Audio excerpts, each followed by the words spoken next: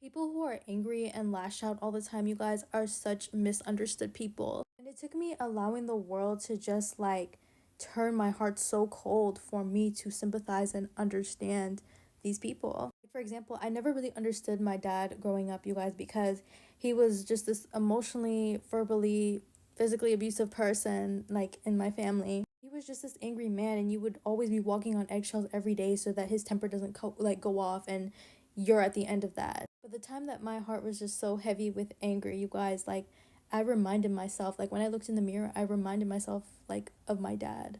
And during that time too, like I felt so misunderstood, and it was like I was screaming out to people how hurt I was and the things that I did and how I came off. It just made it seem like I was this monster to everyone around me. So now like when I see anyone that's angry and they just lash out, right?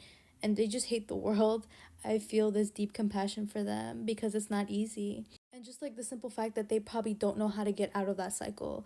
Like anger, right, is such a bad energy to be in, and you can really get caught up.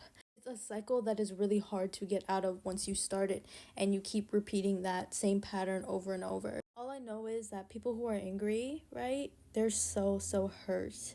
And I really wish I could explain to people how hurt these people are. Like even now it's still kind of hard to explain what it is that like goes through your mind when you're in that state because it's so uncomfortable, and I'm still trying to make sense of it all, like when I did go through it, like reflecting on it, you know? So if you're just like this angry person right now, just please know that there are people out there that understand what you're going through. This is not for like the insane people who take pleasure, right, in being in this way.